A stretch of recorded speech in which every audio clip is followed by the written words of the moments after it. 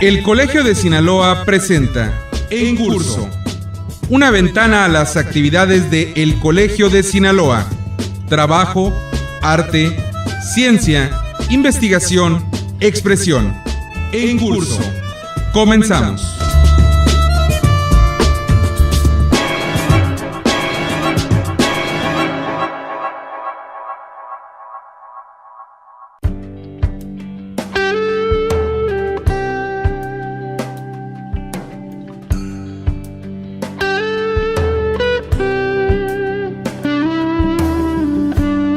Para contribuir en la difusión del conocimiento, el Colegio de Sinaloa cuenta con una amplia gama de publicaciones que reflejan el carácter multidisciplinario de este organismo público estatal.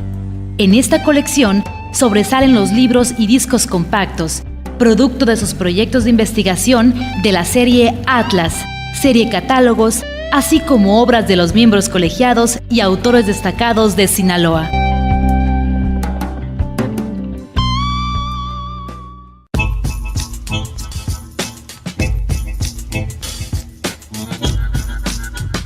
Hola, ¿qué tal amigos redescuchas? Yo soy Gerardo Osornio y esto es una emisión más de En Curso, el programa de El Colegio de Sinaloa. El día de hoy vamos a platicar con el doctor Sergio García Ramírez, una de las personas más importantes en el estudio del derecho en México, catedrático, investigador, también ha publicado cualquier cantidad de libros, ha sido presidente de la Corte Interamericana de Derechos Humanos, un organismo del cual hoy vamos a hablar, y bueno, ha ocupado cualquier cantidad de posiciones importantes relativas al derecho en nuestro país. Un verdadero honor tener el día de hoy aquí en Curso al doctor Sergio García Ramírez, así es que vamos a escucharlo.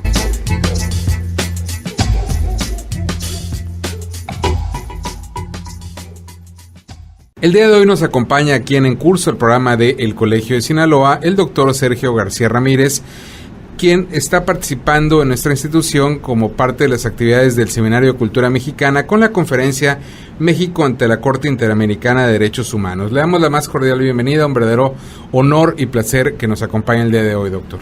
Muchas gracias, honor y placer para mí, desde luego, estar de nueva cuenta en el Colegio de Sinaloa y particularmente ahora en este estudio. Estoy a sus órdenes. Pues yo quisiera comenzar con una pregunta quizá muy elemental, pero para ubicar a nuestro público.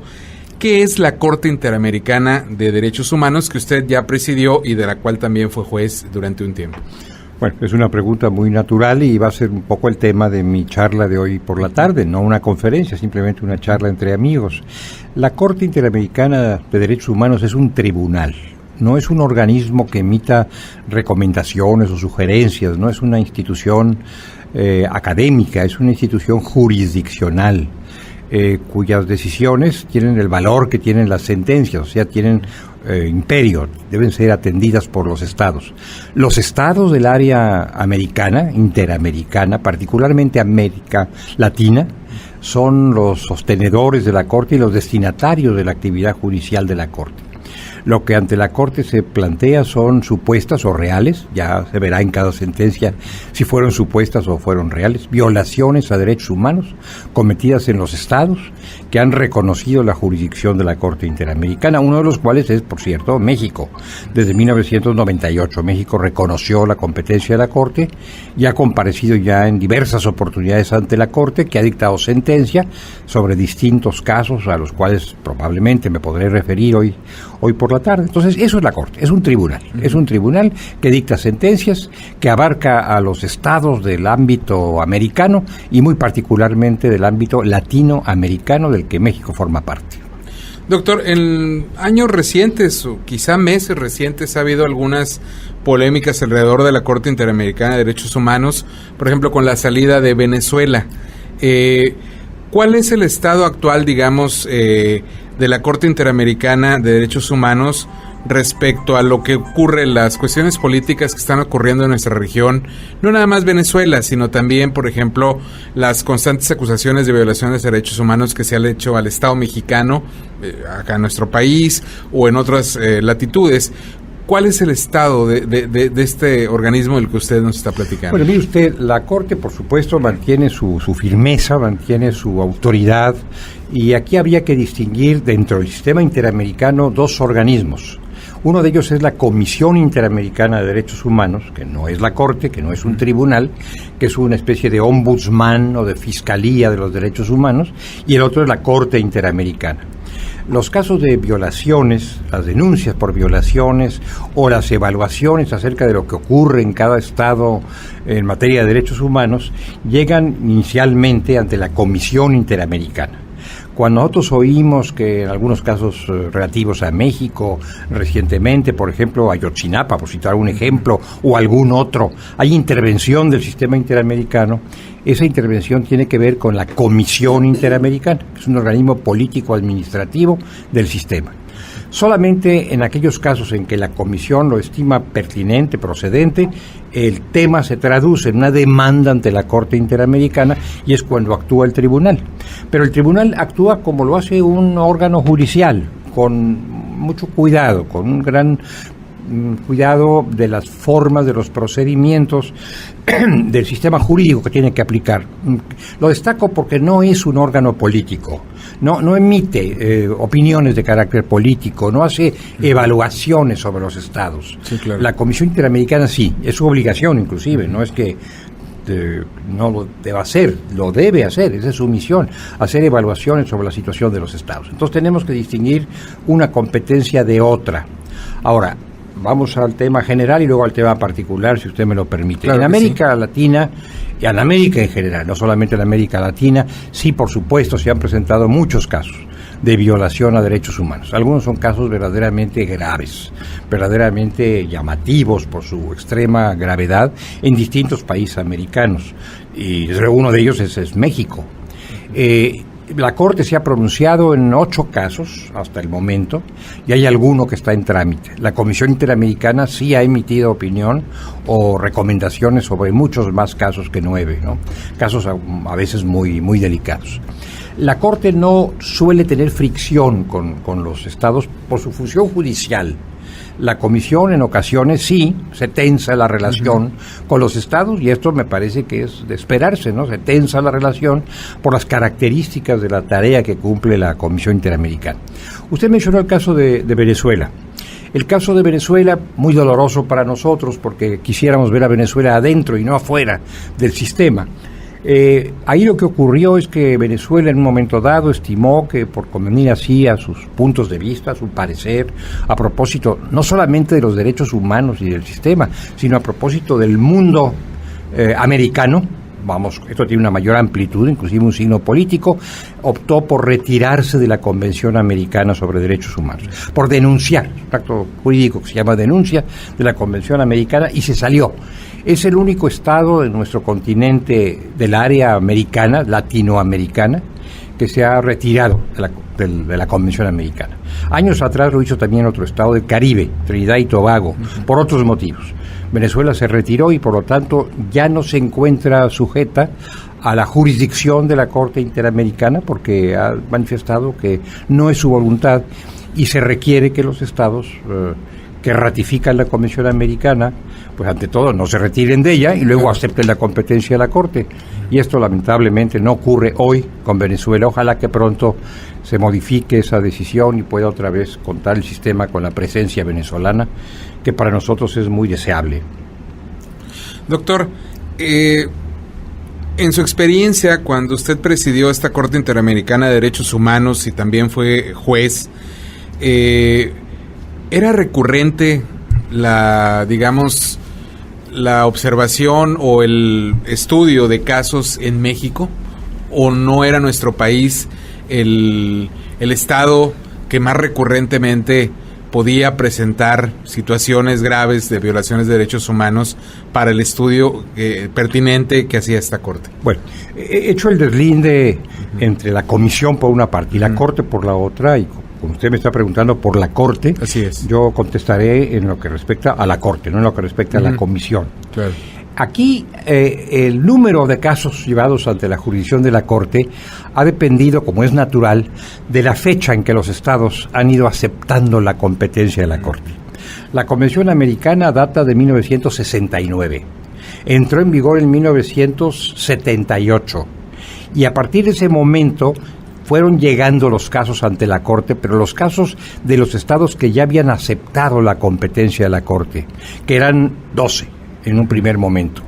México, como Brasil, aceptó la competencia en 1998, o sea, mucho después. Sí, claro. Esto también contribuye a explicar, no es la única explicación, pero contribuye a explicar que los casos que se han visto relacionados con México sean relativamente pocos por la fecha en que México reconoció la competencia, si se les compara con los casos que se han visto en relación con otros países que aceptaron la competencia mucho antes, y en los cuales además, y esto lo quiero destacar, ha habido situaciones de grave tensión interna, inclusive guerra civil o confrontaciones armadas, conflictos internos, como se les suele llamar técnicamente, que han desembocado en múltiples violaciones de derechos humanos.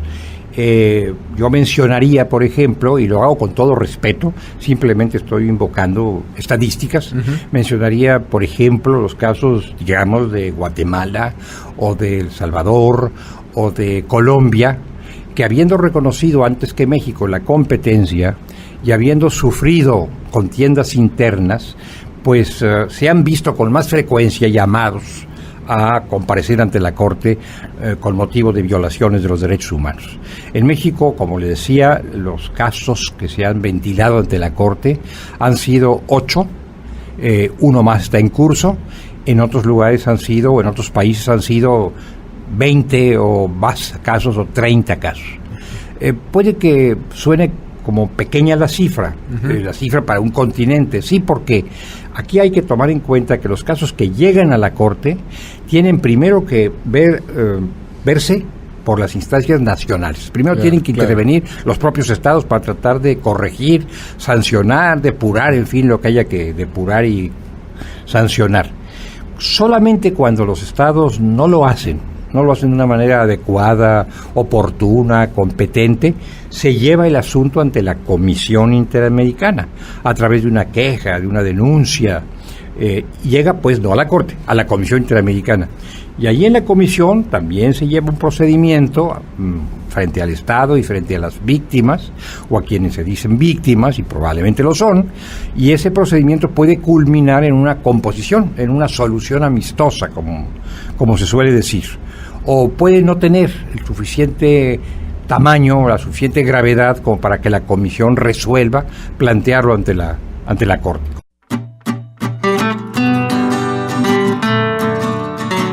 El Colegio de Sinaloa presenta una cápsula cultural, las lenguas mayo y yaqui. El yaqui y el mayo son dos grupos lingüísticos diferentes, pero comparten características culturales y se comunican entre sí porque tienen las mismas raíces. Hay diferencias esenciales. Mientras el yaqui se habla mayormente dentro de las familias, el mayo solamente es empleado por los adultos. Los niños ya no lo usan para comunicarse, poniendo en riesgo a esta lengua. Los yaquis y mayos han insistido en usar sus lenguas porque la consideran como elemento de identidad y a nivel de su cultura son valoradas positivamente para seguir usándose. El caso de las lenguas mayo y yaqui es muy ilustrativo con relación a los procesos sociales y lingüísticos. Por ello, se pondera su uso dentro de las comunidades indígenas para su arraigo y persistencia.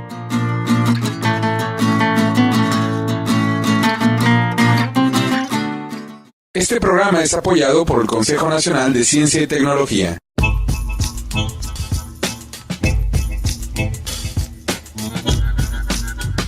Les recuerdo que nos sintonizan que este es el programa en curso, el programa de El Colegio de Sinaloa, y que el día de hoy estamos platicando con el doctor Sergio García Ramírez, quien nos visita para hablar de México ante la Corte Interamericana de Derechos Humanos dentro del ciclo de conferencias de el Seminario de Cultura Mexicana, un ciclo de conferencias que coordina en Sinaloa el Colegio de Sinaloa. El doctor Sergio García Ramírez es uno de los hombres más enterados y que más ha trabajado la investigación del derecho en nuestro país. También, por supuesto, ha sido presidente de la Corte Interamericana de Derechos Humanos, por lo tanto, de lo que hoy nos está hablando es precisamente algo muy importante y que además conoce a profundidad. Vamos a escuchar aquí en curso el programa del Colegio de Sinaloa, que como usted ya sabe, llega a usted semana a semana con algunas de las actividades de nuestra institución, al doctor Sergio García Ramírez.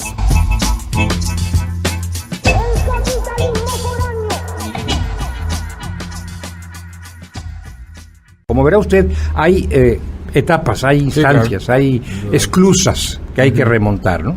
Y solo al final de todo esto llegan los casos ante la Corte. De ahí que el número de casos ante la Corte sea relativamente menor. Pero además la Corte no fue creada para resolver como una especie de tribunal de última instancia todos los casos que se nos pudieran plantear, sino aquellos que revisten características tales que hacen muy necesaria la intervención de un tribunal internacional para sentar una jurisprudencia, para establecer unos criterios a propósito de ciertas conductas. Yo creo, por ejemplo, si usted me permite todavía un minuto para claro, adelante, acabar de explicar, por favor, adelante. Yo diría, por ejemplo, que ha sido muy importante en el caso nuestro, el caso mexicano, una sentencia en un litigio que se hizo famoso hace algunos años, no muchos, el caso llamado Radilla Pacheco, el caso de una persona, de un compatriota, que hace ya muchos lustros desapareció, una desaparición forzada, esta plaga, digamos, de nuestro continente, las desapariciones forzadas. Y bueno, en aquel momento se hicieron aquí en México algunas investigaciones, no dieron los resultados que hubiera sido de desear, se planteó el tema ante la comisión y finalmente llegó ante la Corte y la Corte dictó sentencia. Y se conoce como el caso Radilla, por el apellido de la persona que desapareció. Esa sentencia fue asumida por la Suprema Corte de Justicia de México hace algunos años y la Suprema Corte de Justicia de México reconoció, y esto es algo histórico, que las sentencias de la Corte Interamericana son obligatorias para el Estado mexicano, que la Suprema Corte misma no puede revisar esas sentencias de un tribunal interamericano, que estas deben ser cumplidas en sus términos, e incluso indicó que los órganos militares, jurisdiccionales militares, carecen de competencia para ventilar asuntos relacionados con derechos humanos. O sea, que fue una sentencia muy compleja, fue un caso muy notorio, muy visible, que determinó para nosotros un cambio de rumbo de nuestra jurisprudencia, inclusive un cambio de rumbo del tema general de los derechos humanos en nuestro país. Ahí tiene usted un ejemplo, un punto de referencia interesante. Y como ese caso para México, ha habido otros casos para otros países que han sido, bueno, paradigmáticos y que han influido mucho en su legislación, en su jurisprudencia, en sus políticas públicas. Considerando, sin embargo, mi estimado amigo, que el tema de los derechos humanos no es un tema sencillo, y que el cambio de políticas en materia de derechos humanos y sobre todo de comportamiento, de prácticas, es algo muy complejo, que lleva tiempo, que tropieza con muchos factores estructurales, con una cultura que a veces no es favorecedora del respeto a los derechos humanos, no solamente en el ámbito estatal, sino a veces en el ámbito social, y que por lo tanto los progresos aquí son en general, lamentablemente, pero ese es el hecho, son lentos, son paulatinos, en ocasiones parece que quisiéramos dar marcha atrás o detenernos, pero poco a poco se ha ido caminando.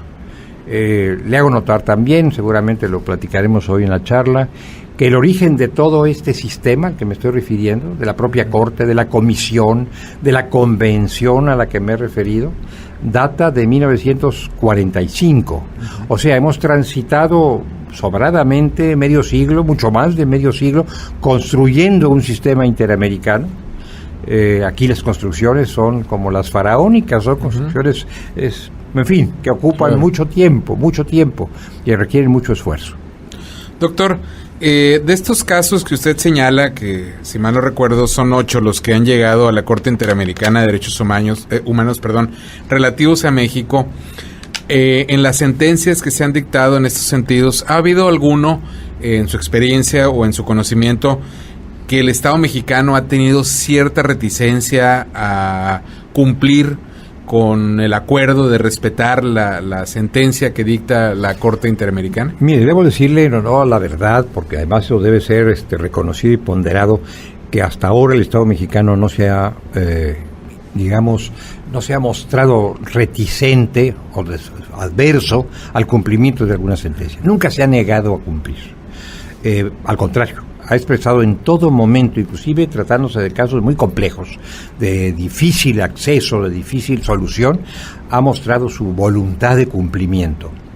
Sin embargo, sucede que las sentencias que dicta la Corte, en la mayor parte de los casos de que conoce, son sentencias complejas con muchos puntos condenatorios.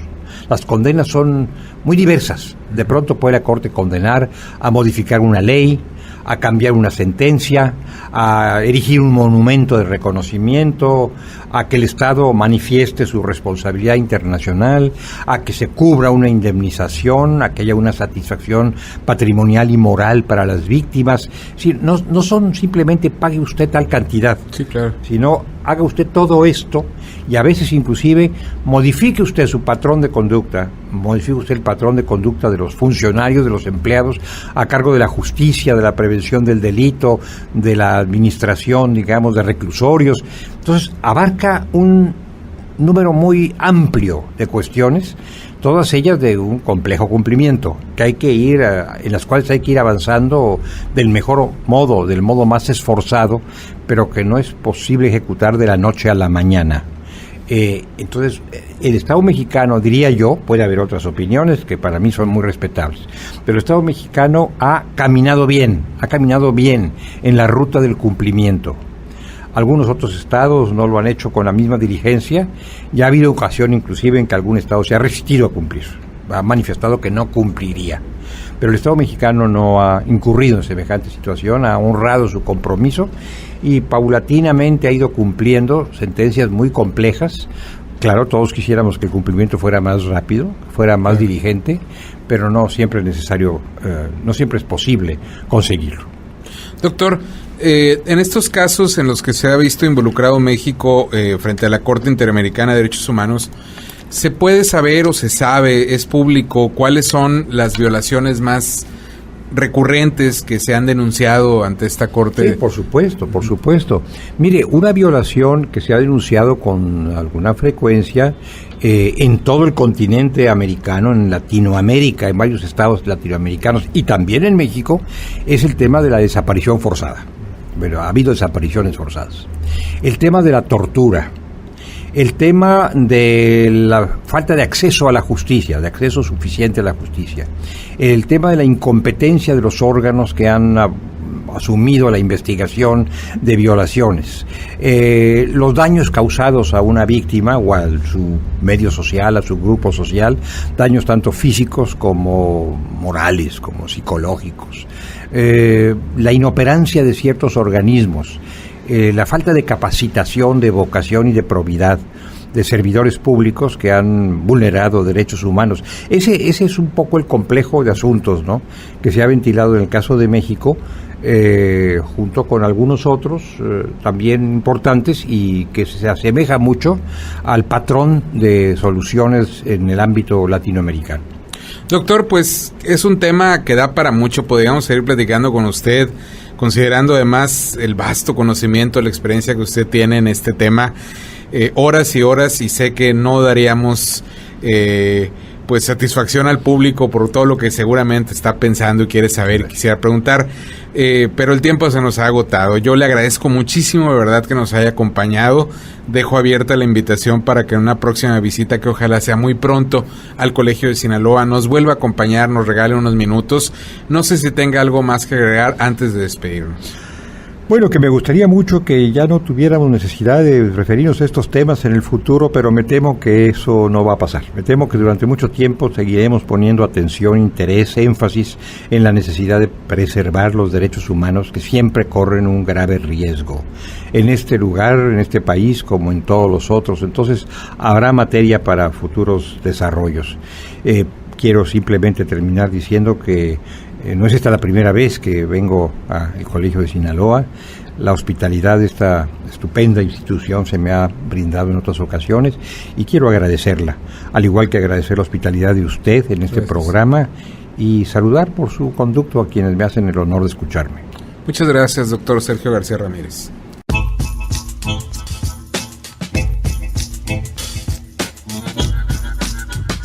El día de hoy hemos escuchado aquí en Curso, el programa de El Colegio de Sinaloa, al doctor Sergio García Ramírez, quien visitó el Colegio de Sinaloa para participar en el ciclo de conferencias del Seminario de Cultura Mexicana que coordina en nuestro estado el Colegio de Sinaloa.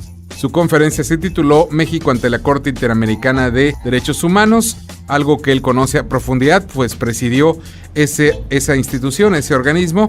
Y bueno, nos ha hablado largo y tendido de esto. Quisiéramos tener más tiempo, pero desafortunadamente no es así. Nos vamos a despedir, le agradecemos su atención a este programa, lo invitamos para también se sume a las diversas actividades del Colegio de Sinaloa. Para obtener información de horarios y días precisos, puede acudir en la ciudad de Culiacán a la calle Antonio Rosales 435 Poniente en horas de oficina, o también llamar a los teléfonos en la capital del estado sinaloense 716-1046 y 716-50, ambos con LADA 667. Desde cualquier punto puede pedir información enviando un correo electrónico a coldecin@yahoo.com.mx o entrando a la página de El Colegio de Sinaloa tecleando simplemente www.elcolegiodesinaloa.gov.mx, o también, si usted quiere volver a escuchar esta emisión y muchas más como esta, puede entrar a YouTube y teclear simplemente El Colegio de Sinaloa y va a obtener un menú amplísimo de emisiones como la que usted acaba de escuchar, para que usted disponga de ella cuando así lo desee. Nos despedimos, le agradezco su atención, yo soy Gerardo Sornio y esta fue una emisión más de En Curso, el programa de El Colegio de Sinaloa.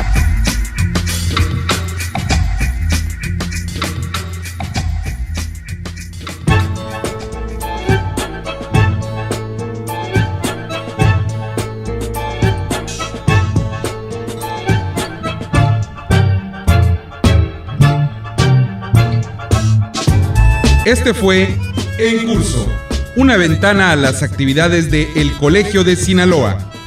La próxima semana, usted tiene una cita a la misma hora, en esta misma estación, con En Curso, el programa de El Colegio de Sinaloa.